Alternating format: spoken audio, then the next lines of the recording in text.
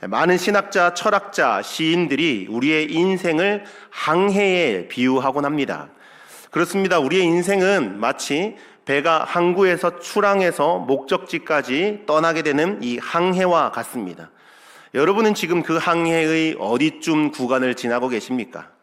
아마도 물살이 거세고 파도가 높은 구간은 지나셨지 않을까라는 생각을 합니다. 20대는 꿈과 현실 사이에서 좌충우돌하며 항로를 여러 번 수정을 하셨을 것이고 30, 40대에는 치열했던 생존 경쟁 구간을 지나 이제는 가정과 직장과 사회에서 책임이라는 무거운 짐을 지고 있는 시기일 수 있겠습니다. 위로는 부모님을 보살펴 드려야 할 것이고 아래로는 자녀들의 입시와 취업과 또 조금 지나면 결혼까지 걱정해야 되는 시기가 찾아옵니다.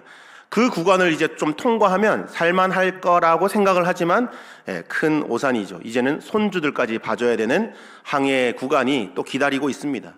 이 시기가 되면 우리 신앙에도 독특한 위기가 찾아옵니다.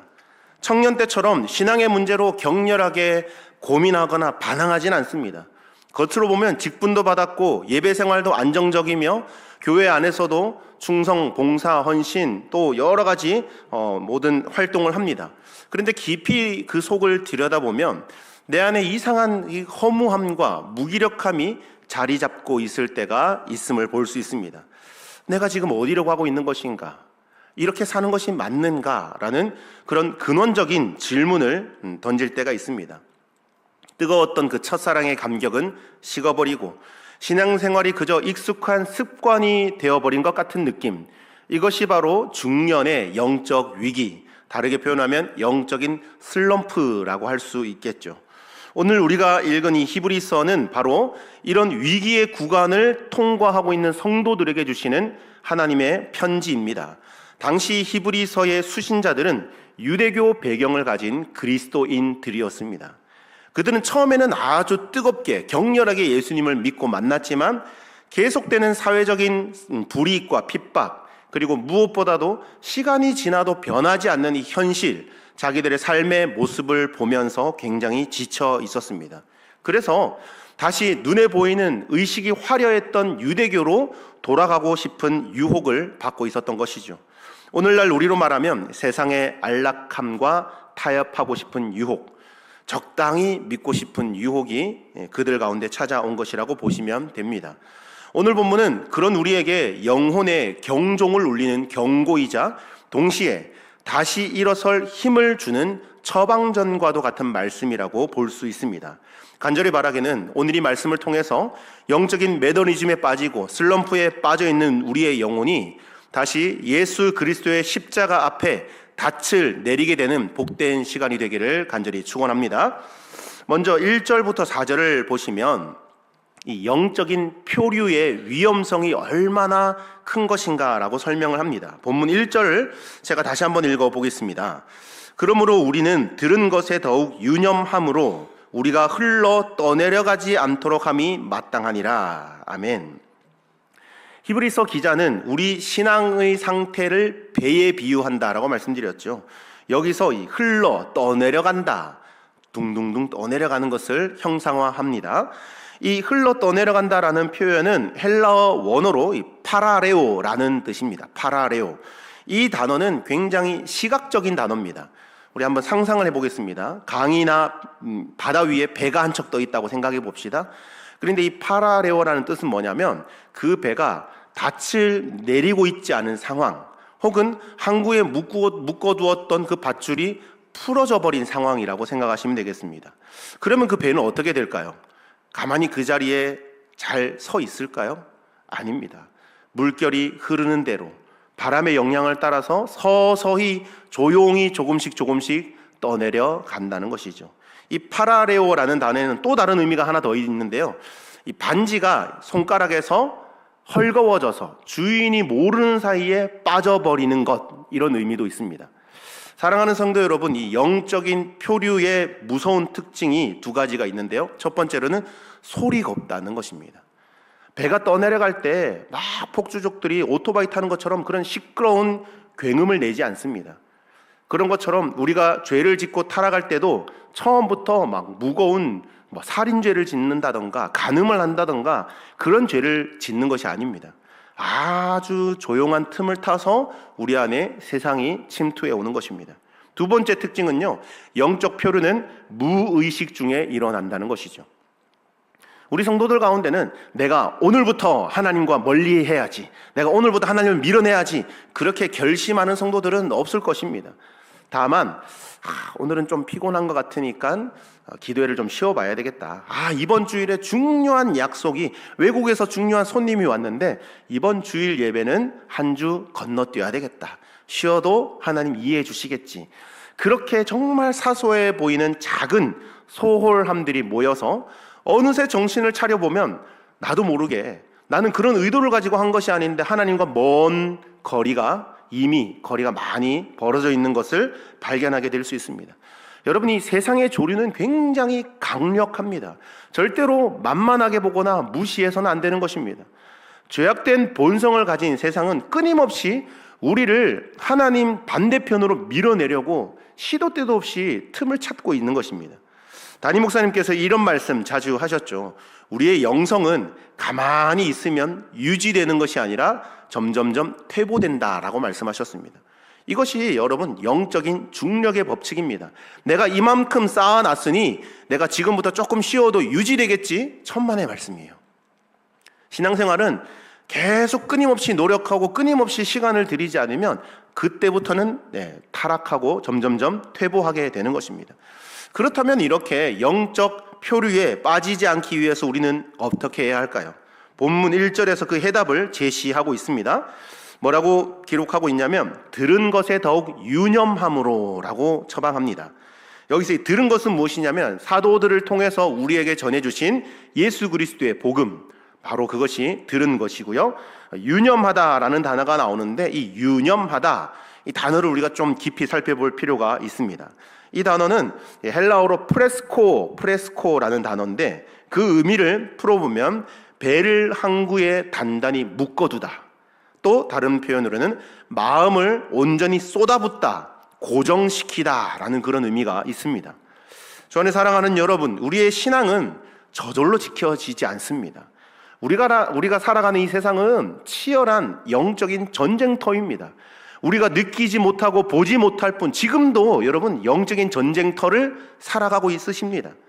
흐르는 강물을 거슬러 올라가는 저 배처럼 끊임없이 우리는 사공이 되어서 노를 져야 되는 것이죠. 말씀을 펼치고 기도에 무릎을 꿇고 의지적으로 규례에 따라 하나님의 전에 나오기를 힘쓰는 성도님 되기를 축복합니다. 그런 맥락으로 볼 때 지금 진행되고 있는 우리 다니엘 기도회, 이 다니엘 기도회는 이 영적 전쟁에서 필요한 무기들을 장착할 수 있는 아주 좋은 기회이지 않겠습니까? 기도하면서 개인과 나라와 민족, 교회를 향한 하나님의 뜻을 알아가고 또 그렇게 일하고 계시는 하나님을 만날 수 있는 절호의 찬스인 것입니다. 따라서 마음은 원이로되 육신이 약하도다, 그렇게 핑계를 멈추시고 은혜의 밧줄로 우리의 영혼을 말씀의 기둥에 단단히 묶어두시는 귀한 유념함이 있어야 될 줄로 믿습니다. 이어지는 2절과 3절은 논리적인 변증을 통해서 경고의 수위를 이제 한층 높입니다. 구약 시대에는 천사들을 통해서 전했던 그 율법도 엄격하게 지켰는데 하물며 하나님의 아들이신 예수 그리스도께서 직접 오셔서 전하신 이 복음을 무시한다면 그 결과가 어떻겠느냐라고 경고하고 있습니다. 신학교 다닐 때 이제 우리 모든 목사님들, 전도사님들 다 배웠을 텐데 성경 해석학이라는 과목을 배웁니다.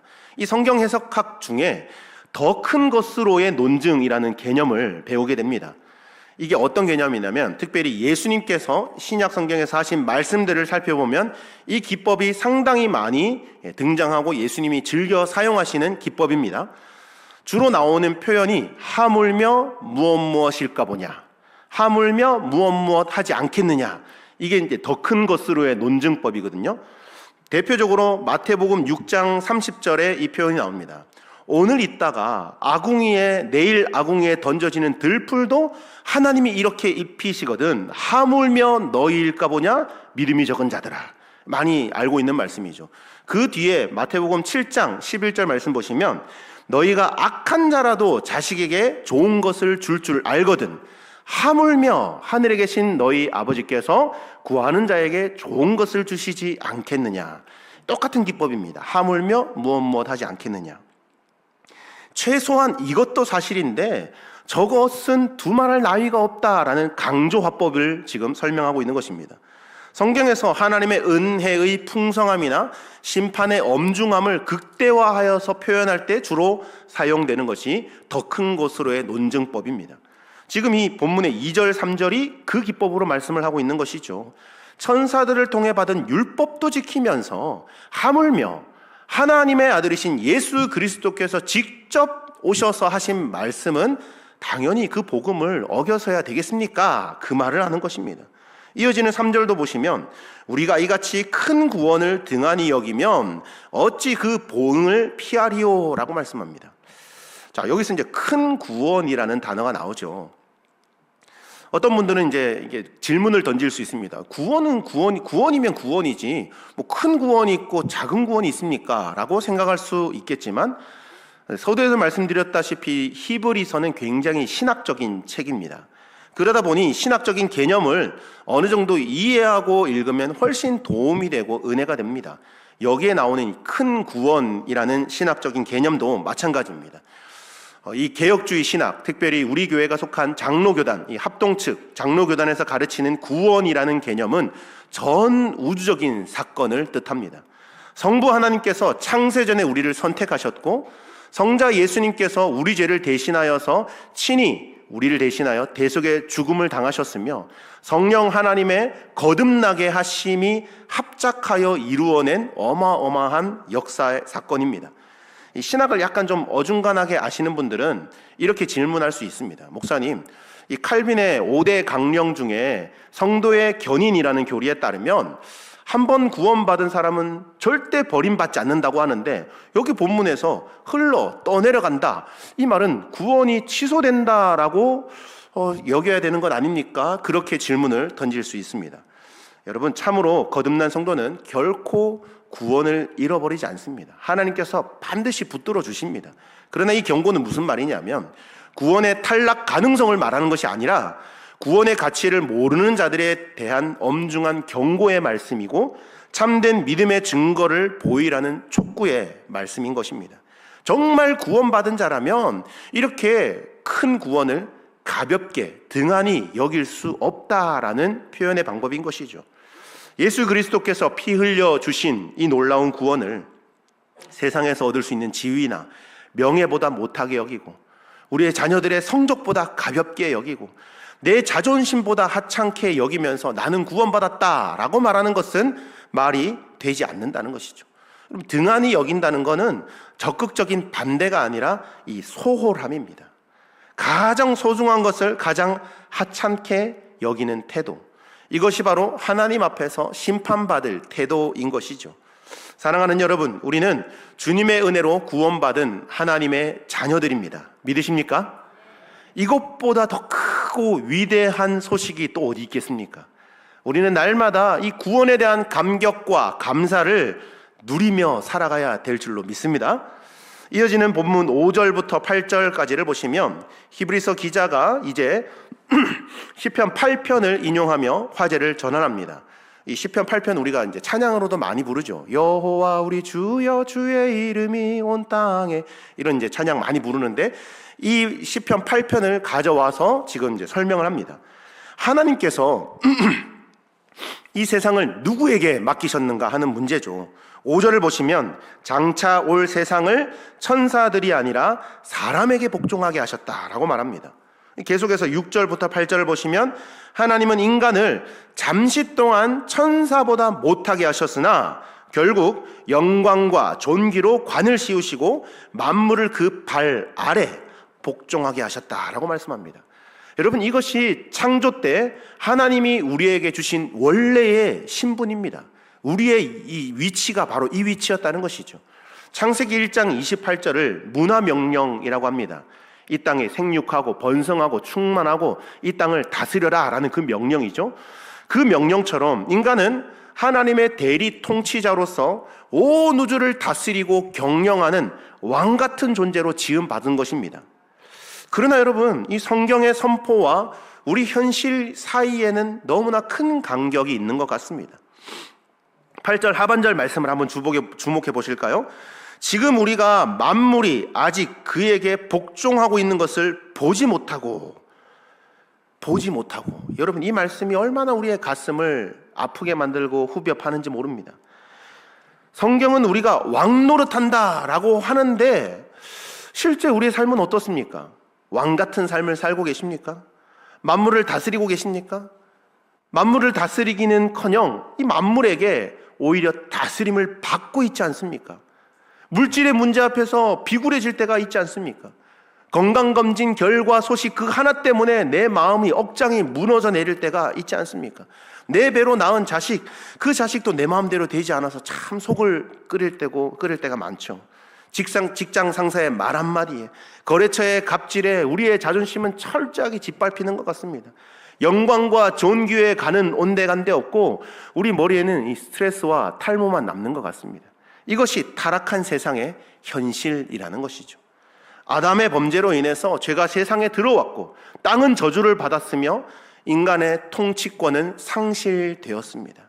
따라서 신학적인 용어로는 이제 already but not yet, 이렇게 이미와 아직 사이의 그 구간에 우리가 살고 있는 것입니다. 예수님을 통해서 구원은 시작되었지만 아직 완성되지 않은 하나님의 나라에 들어가지 않았기 때문에 우리는 여전히 우리의 이 삶 가운데 질병과 가난과 실패와 죽음의 그림자와 우리가 싸워야 하는 것이죠. 많은 성도들이 바로 이 지점에서 낙심을 합니다. 이미와 아직 이 사이 공간에서 많이 낙담합니다. 내가 신앙생활을 20년, 30년, 길게는 50년 신앙생활을 했는데 왜 나의 삶은 여전히 이렇게 고달픈 것일까? 하나님이 계시기는 한 것일까? 하나님 날 사랑하신다고 하는데 이게 맞는 것인가? 나는 깨닫지 못하겠는데요. 그렇게 많이 번뇌하는 분들이 계십니다. 주 안에 사랑하는 여러분, 이 고통스러운 괴리감을 외면치 마시길 바랍니다. 이 괴리감이야말로 우리가 참된 메시아를 갈망하게 만드는 이 통로가 되는 것입니다. 내 힘으로는 잃어버린 영광을 회복할 수 없다는 처절한 깨달음을 누리게 되는 것입니다. 바로 거기에서부터 참된 복음이 시작되는 줄 믿으시기 바랍니다. 이제 본문 9절을 보시면 오늘 설교의 절정이자 우리 인생의 유일한 해답이 제시됩니다. 우리 9절 말씀 중요한 말씀이니 같이 한번 한 목소리로 다시 한번 읽어보겠습니다. 히브리서 2장 9절입니다. 시작.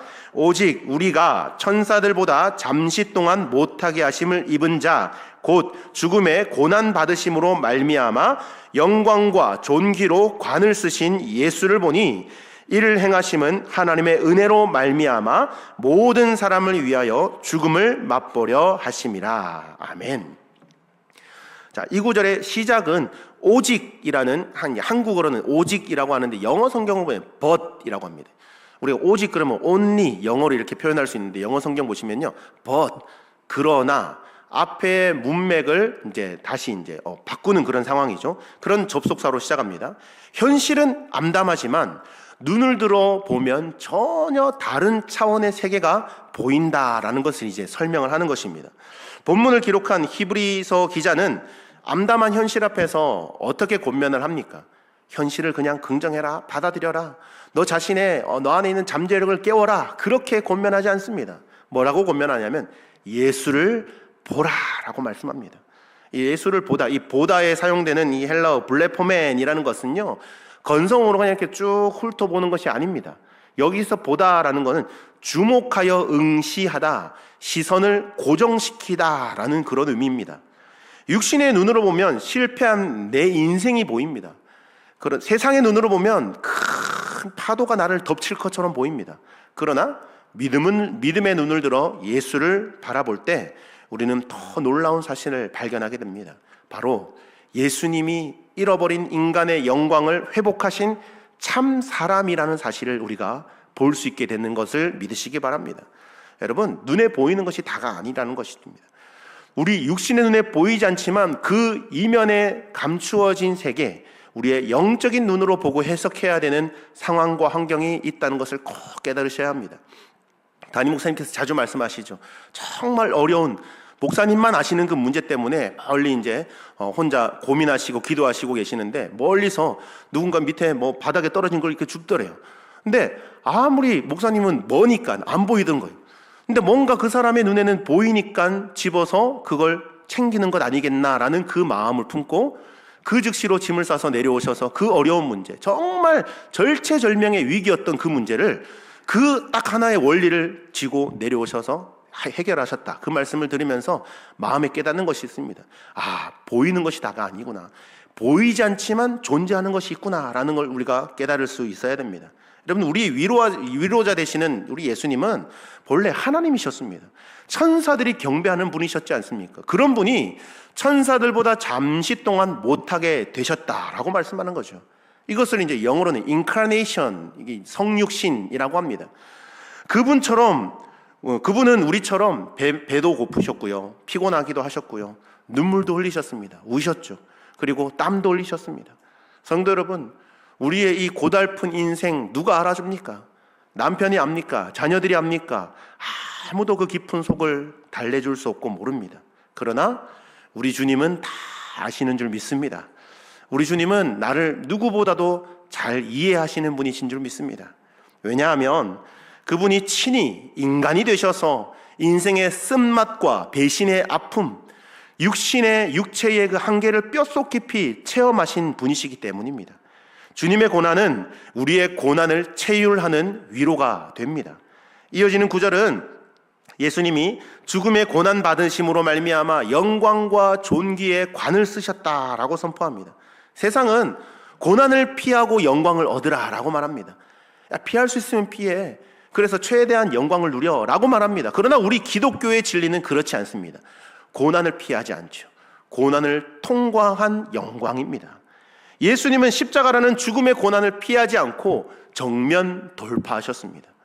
그리고 부활 승천하셔서 하나님의 보좌 우편에 앉으심으로 첫 사람 아담이 잃어버렸던 그 만물의 통치권을 완벽하게 회복하셨습니다.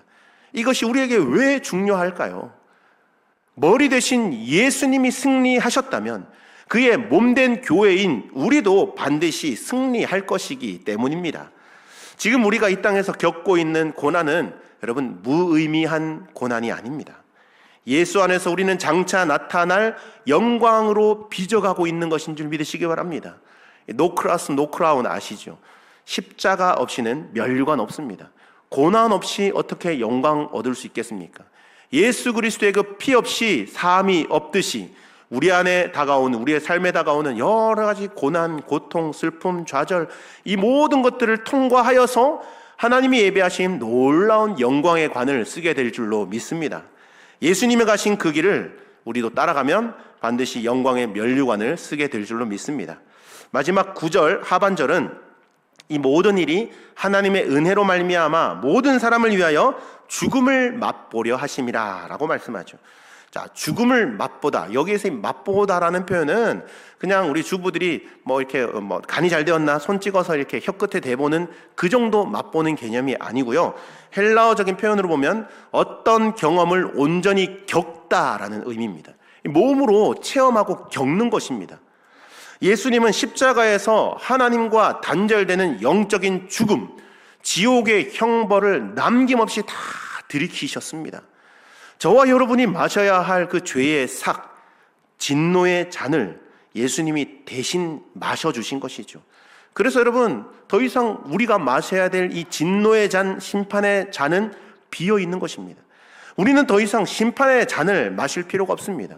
대신 구원의 잔, 축복의 잔을 들게 된 것입니다. 왜 예수님이 그렇게 하셨을까요?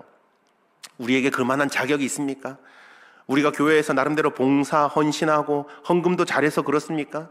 절대 아니죠. 오직 하나님의 은혜 때문인 줄 믿습니다. 내가 얼마나 흘러 떠내려가기 쉬운 존재인지, 내가 얼마나 구원을 등한히 여기는 배은망덕한 존재인지 알면서도 창세전에 우리를 택하신 그 주권적인 하나님의 은혜가 아들을 십자가에 못 박기까지 우리를 사랑하신 것입니다. 이 은혜가 과거부터 오늘까지, 그리고 주님 앞에 서는 그날까지 저와 여러분을 붙들고 계시는 줄 믿습니다. 말씀을 한번 정리해 보겠습니다. 인생의 중반기를 지나며 몸도 마음도 지쳐있는 여러분, 혹시 여러분의 영혼은 지금 인생의 구간에 어디쯤을 향해하고 계십니까? 세상이라는 거센 강물 위에서 바쁘다는 핑계로, 힘들다는 핑계로 노젓기를 멈추고 그냥 하류로 둥둥 떠내려가고 있지 않으십니까? 오늘 주님은 히브리서 기자를 통해서 우리에게 간곡하게 호소하십니다. 떠내려가지 말라. 정신 차리고 말씀에 닻을 내리고 말씀에 밧줄을 묶어라. 그리고 예수를 바라봐라 라고 권면하고 있습니다. 오늘 말씀을 붙들고 우리 세 가지 우리 삶의 좀 적용점을 말씀드리고 말씀을 정리하겠습니다. 첫 번째로, 영적 습관의 닻을 다시 내리시기 바랍니다. 흘러 떠내려가지 않는 유일한 방법은 어딘가에 고정시키는 것입니다. 여러분의 닻은 무엇입니까? 주일 성수, 매일 아침 큐티하는 거, 식사 때 기도하는 거, 새벽 기도 나와서 기도하는 거, 여러분 이런 것들이 비록 사소해 보일 수 있지만 급류 같은 세상에서 우리를 떠내려가지 않게 하는 강력한 생명줄입니다. 바빠서 못한다가 아니라 살기 위해서 예배하셔야 됩니다. 살기 위해서 말씀 읽어야 되고 살기 위해서 기도하셔야 됩니다. 이런 절박함의 은혜의 수단을 붙드시기를 바랍니다. 여러분, 예배의 승리자, 성공자 되기를 축복합니다. 제가 이번에 중고등부를 맡으면서 중고등부 올 한 해 목표를 무엇으로 잡았냐면 예배에 목숨 걸자, 예배를 다시 회복하자. 이게 중고등부만의 목표가 아니라 우리 모든 교육부서의 목표로 같이 공유를 하고 있습니다. 그래서 이번에 이제 금요일, 토요일 우리 중고등부 겨울 수련회를 갖게 되는데, 수련회 주제도 예능 채널이라고 지었습니다. 무슨 의미냐면 줄임말인데, 예능 채널 뭐 이렇게 재밌는 예능 프로그램을 보는 시간이 아니라 예배의 능력을 체험하여 널리 전하자, 이런 의미입니다. 예배의 능력을 체험하고 널리 전하자. 여러분, 예배의 능력을 내가 먼저 체험해야 됩니다. 내가 먼저 변화돼야 되고 내가 먼저 꿈과 비전을 발견해야 그 다음에 나가서 전할 수 있는 것 아니겠습니까? 이번 수련회를 통해서, 여름 겨울 성경학교를 통해서 우리 모든 학생들이 꿈과 비전을 발견하며 예배의 승리자, 성공자 되기를 기도해 주시기를 간절히 소망합니다. 두 번째로, 해석의 눈을 바꾸셔야 됩니다. 아직 만물이 복종하지 않은 현실, 지금 우리가 살아가는 현실이죠. 이런 현실을 바라보면서 낙심하지 마십시오. 내 인생이 내 계획대로 되지 않는다고 실패한 인생이 아닙니다. 시선을 나 자신에게서 예수 그리스도에게로 고정시키시기를 바랍니다. 나의 무능함이 보일 때마다 나의 대표자이신 전능하신 예수님께 시선을 고정해야 됩니다. 내 현실이 십자가처럼 고통스러울 때마다 그 뒤에 있는 부활의 영광을 바라보고 다시 힘을 낼 수 있기를 소망합니다. 세 번째로, 큰 구원의 감격을 회복하는 성도님 되기를 원합니다. 여러분, 익숙함이 가장 우리의 큰 적입니다. 모태신앙이라고, 내 직분이 장로고 권사고 집사라고 구원을 당연하게 여기지 마십시오.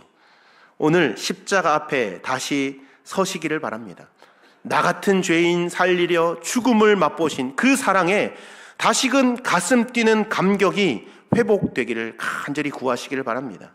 우리 주 예수 그리스도는 어제나 오늘이나 영원토록 동일하십니다. 인생의 거친 파도 속에서도 우리를 위해 십자가를 지신 그 주님이 우리의 영원한 선장, 대장 되시는 줄 믿으시기 바랍니다.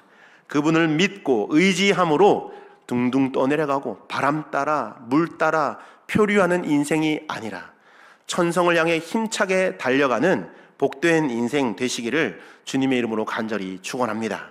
아멘. 기도하겠습니다.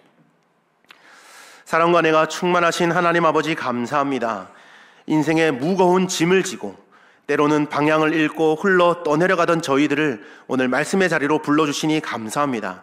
주님, 저희는 연약합니다. 들은 말씀보다 때로는 눈앞의 현실이 더 크게 보이고 영원한 구원보다 당장의 편함, 안락함이 더 좋게 보일 때가 많습니다.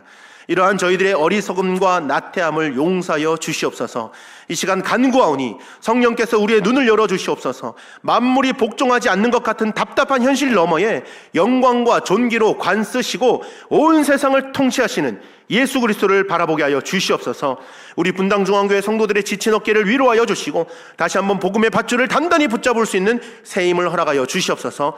모든 말씀 우리를 위하여 죽음을 맛보시고 우리를 영광으로 인도하시는 우리의 대장 되신 예수 그리스도 이름으로 간절히 기도드립니다. 아멘.